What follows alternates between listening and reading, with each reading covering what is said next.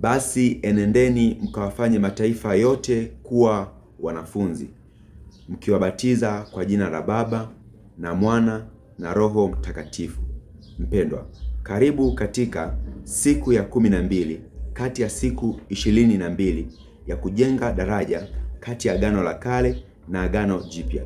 Daraja letu akiwa ni Kristo mwenyewe.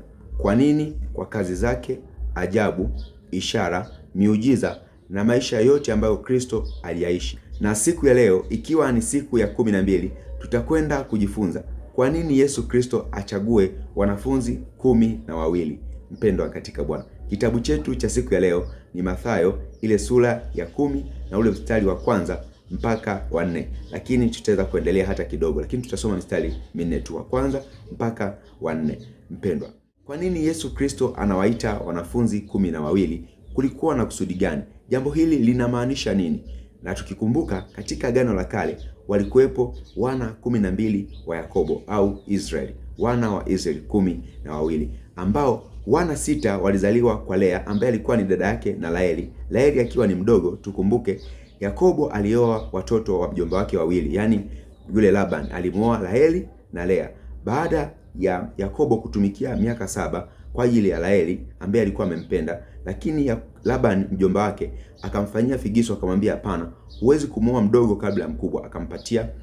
Akampatia Laeli. Na baada ya Yakobo kukaa siku 7 na Lea, ndipo Labani akampatia tena Laeli, alafu akaitumikia miaka 7 mingine tena kwa ajili ya yule Laeli. Wakati huo Lea alikuwa na kijakazi, lakini pia Laeli alikuwa na kijakazi. Kulikuwa na Zilpa na Bilha, na humu ndimo walimozaliwa wana 12 wa Israeli, ambapo 6 walizaliwa kwa Lea, 2 walizaliwa kwa Laeli, 2 walizaliwa kwa Zilpa, 2 walizaliwa kwa Bilha. Mpendwa, sasa haya makabila 12 ya Israeli yanaanza kutembea ukiwa ni msingi katika Agano la Kale, katika haya makabila 12, yani hawa wana 12 wa Israeli, ukiwa ndio msingi wa Agano la Kale wote. Vizazi vyote, familia zote zinatokea humo, mifumo ya ibada, ufalme wote unatokea humo katika hayo makabila 12 ya Israeli. Sasa katika Agano Jipya inafika, linapofanyika Agano Jipya, Agano la Kale lilifanyika katika mfumo ule wa kabila 12 za Israeli, lakini katika mfumo wa Agano Jipya Yesu Kristo anakwenda kuchagua wanafunzi 12. Sasa katika hawa wanafunzi 12 ilikuwaje Yesu akawachagua? Kulikuwa na kusudi gani la Yesu kuweza kuwachagua? Kulikuwa na maana gani Yesu Kristo kuweza kuwachagua wanafunzi hawa 12? Sasa katika Mathayo 10 ule mstari wa 1 mpaka wa 4 anasema, akawaita wanafunzi wake 12, akawapa amri juu ya pepo wachafu wawatoe, na kupoza magonjwa yote na udhaifu wa kila aina. 2. Na majina ya hao mitume 12 ni haya: wa kwanza Simioni aliyeitwa Petro, na Andrea nduguye, manake Andrea ni ndugu wa Petro, Yakobo wa Zebedayo na Yohana nduguye ambaye ni Yohana mwana wa Zebedayo, kaka na dogo. Lakini pia 3 Filipo, 4 Bartholomayo, Tomaso, Mathayo mtoza ushuru, Yakobo wa Alfayo na Thadayo, 4 Simoni Mkananayo na Yuda Iskariote, naye ndiye mwenye kumsaliti. Mpendwa katika Bwana, sasa hapa tunaona katika hii Mathayo 10 Yesu Kristo anawaita wanafunzi wake kwa majina yao, wakina Petro, Yohana, Yakobo, Mathayo, Bartholomeo, Yuda, Simioni Mkananayo na wanafunzi wote ambao wanaita pale Yesu. Kwa ajili ya nini? Ili waweze kuwapatia amri juu ya pepo, juu ya vitu vyote, juu ya mambo yote. Lakini ukishuka mstari wa 5 anawapatia mwongozo wa kufanya, ambapo anawaambia nendeni mkahubiri Injili, lakini msiende katika njia ya Samaria wala njia ya mataifa, bali katika nyumba ya Israeli. Anawatuma katika nyumba ya Israeli kwenda kuangalia, kwenda kuhubiri, kwenda kuambia, na anawaambia msibebe kitu chochote, mmepewa bure, toeni bure, msibebe fedha wala nguo za kubadilisha, na kila nyumba ambayo itawakaribisha anasema muipokee na muisalimu nyumba hiyo, na nyumba yote ambayo itawakataa mkung'ute mavumbi ya viatu vyenu, maana mmeshanawa juu ya jambo hilo. Mpendwa, hapa tunaanza kuona agizo la kwanza, Yesu Kristo anawatuma wanafunzi katika Israeli na sio katika njia ya Samaria wala njia ya mataifa. Kitu cha kwanza hicho anatukumbusha nini? Kwanza anarudi kwenye nyumba ya Israeli kwa makabila yale 12, anawatuma wanafunzi 12 kwenda katika kabila 12, kwenda kuchunguza msingi wa kabila 12, kwenda kuambia habari ya imani, msingi wa kabila 12. Mpendwa katika Bwana, hapa hili ni jambo la kwanza. Sasa angalia jambo hili katika Ufunuo wa Yohana kinatokea nini? Katika Ufunuo wa Yohana kinatokea nini? Kwenye Ufunuo wa Yohana 11 mstari wa kwanza na wa pili anasema, nikapewa mwanzi kama fimbo, na mmoja akaniambia, inuka ukalipime hekalu la Mungu na madhabahu na hao wasujuduo humo. 2, na behewa iliyo nje ya hekalu iache nje, wala usiipime, kwa maana mataifa wamepewa hiyo, nao wataukanyaga mji mtakatifu miezi 42. Mpendwa, tunaona hapa Yohana ameona maono haya, akapewa mwanzi akapime hekalu la Mungu, lakini alipopima akamwambia hilo behewa la nje usilipime, kwanza hilo liache, maana huko wamepewa mataifa ili wakalikanyage. Angalia, hekalu kwanza Mungu halikupimwa nje, bali lilipimwa ndani tu, ambao ni wana wa Israeli anamaanisha, lakini watu wa mataifa hawakupimwa, bali likaachwa behewa la nje kwa ajili ya mataifa ili waje ukanyage mji mtakatifu. Sasa mpendwa katika Bwana, angalia kinachoenda kutokea katika Ufunuo wa Yohana 21 kuanzia ule mstari wa 14 mpaka wa 17. Anasema kwamba, na ukuta wa mji ulikuwa na misingi 12. Ukuta gani? Huu Yerusalemu ulikuwa na misingi 12, na katika ile misingi majina 12 ya wale mitume 12 wa mwana kondoo.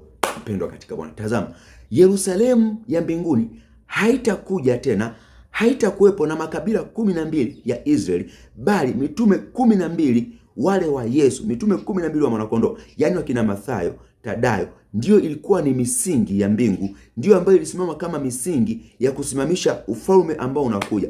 Kwa yote ambaye akimwamini Kristo, ndio anaingia katika huo msingi wa Kristo, ndio anaingia katika huo uzao wa Kristo, katika ile msingi wa mitume 12, wala si katika wana wa Israeli wala wana wa Yakobo, bali anaingia katika msingi wa mitume 12. Maana huo ndio ukuta wa mji uliokuwa huko mbinguni, unaoshuka kutoka mbinguni. Mstari wa 15 anasema, na yeye aliyesema nami alikuwa na mwanzi wa dhahabu apate kuupima huo mji na milango yake na ukuta wake. Anasema mstari wa 16, na ule mji ni wa mraba na marefu yake sawasawa na mapana yake. Akaupima mji kwa ule mwanzi, ulikuwa kama maili 1500, marefu yake na mapana yake kwenda juu ni sawasawa. Mstari wa 17, akaupima ukuta wake ukapata dhiraa 144 kwa kipimo cha kibinadamu, maana yake cha malaika. Mpendwa katika Bwana, tazama, baada ya kupima ule mji mtakatifu, sasa mji ulikuwa umepimwa tu kwenye Ufunuo 11 mstari wa 2. Ule mji ulikuwa umepimwa behewa la ndani tu, lakini behewa la nje haukupimwa. Lakini sasa baada ya hapo inakuja inapimwa mji wote, ambao msingi wa mji huo ni wale mitume 12, ndio ambao wamebeba Yerusalemu, ndio ambao wamejengwa juu ya ule mji Yerusalemu, ambaye Kristo Yesu amekuja na huo mji ili watu watakatifu waweze kukaa katika huo mji. Kwa mpendwa katika Bwana, hapa Kristo anatufundisha nini? Kristo anatufundisha kwamba hakuna ambaye ataingia katika mji mkuu Yerusalemu kama hajazaliwa katika msingi wa mitume, kama hajatokea katika msingi wa imani, yani imani ile ya Kristo. Ndio maana katika agizo la kwanza, Yesu Kristo wakati anawatuma wanafunzi wake katika Mathayo 10, anawaambia waende katika nyumba ya Israeli, wala si katika mataifa wala miji ya Samaria. Lakini tazama, baada ya Yesu Kristo kufufuka, ambapo anapaa, anawaagiza wanafunzi wake, anawaambia kwamba basi enendeni mkawafanye mataifa yote. Mwanzo ulikuwa ni Israeli, sasa msingi umekamilika wa mitume 12. Nendeni mkafanye mataifa yote kuwa wanafunzi, na kila amwaminie na kila aaminie abatizwe kwa jina la Baba, Mwana na Roho Mtakatifu. Mpendwa, tazama, mwanzo ilikuwa ni kwenye nyumba ya Israeli tu, ambapo akapewa amri ya kutoa pepo, kuwapoza wagonjwa na kuwaondoa. Lakini sasa anakuja, anatangaza wokovu, anatangaza nguvu juu ya wale watu wote. Mwanzo alitangaza juu ya uponyaji, juu ya namna fulani ya kuweza kuwafanya wale watu waweze kuamini Injili. Lakini sasa unatangazwa wokovu juu ya watu wote ambao wakimkubali Kristo, ambao wakiwapokea, wakikubali huu msingi wa Kristo, yani hii imani yote, wanatangaziwa wokovu, wanatangaziwa nguvu. Maana yake Mungu akae pamoja nao, Baba akae pamoja nayo, Mwana akae pamoja nao, Roho akae pamoja nao. Ni nani? Ni Yesu Kristo, huyo anamaanisha. Huyo ndiyo Baba, ndiye Mwana na ndiyo Roho Mtakatifu. Mpendwa katika Bwana, hapo ndipo kulikuwepo kusudi zima la Yesu Kristo kuwachagua wale mitume 12. Ni kama msingi wa imani katika ule mji mtakatifu Yerusalemu utakao kuwa ukishuka kutoka mbinguni, ambao Mungu amewaandalia wale watakatifu wote ambao watashinda kwa imani, wala si nyumba ya Yakobo, wala si wana wa Israeli, bali watu wote ambao wameamini Mungu wa mbinguni, ambao wameikubali damu ya mwanakondoo. Mpendwa katika Bwana, natumaini tumejenga daraja juu ya habari kwa nini Yesu Kristo awachague mitume 12 kutoka katika Agano la Kale kuja katika Agano Jipya, ambapo katika Agano la Kale tuliona wana 12 wa Israeli au Yakobo. Katika Agano Jipya unatengeneza msingi mpya. Hakuna msingi mwingine ambao unawekwa, bali ni msingi ambao ni Kristo Yesu. Juu ya wale mitume 12 ndio wanachaguliwa kama kuwa msingi. Agizo la kwanza wakahubiri juu ya Israeli na waache miji ya Samaria na mataifa wasiwaendee, njia za mataifa wasiziendee. Lakini sasa anawaagiza juu ya mataifa yote kuwafanya kuwa wanafunzi, kuingia katika mji wa Mungu, kuingia katika utukufu wa Mungu. Mpendwa, natumaini video hii imekuwa ni ya baraka kwako, na kama imekuwa ni ya baraka kwako, usisahau kusubscribe, kulike, kucomment na kushare na watu wengine, ili waweze kupata video zetu mara kwa mara pindi tunapozi-upload. Mpendwa, neema yake Mungu itokayo kwa Yesu Kristo iwe pamoja nawe. Nikutakie siku njema. Shalom, shalom.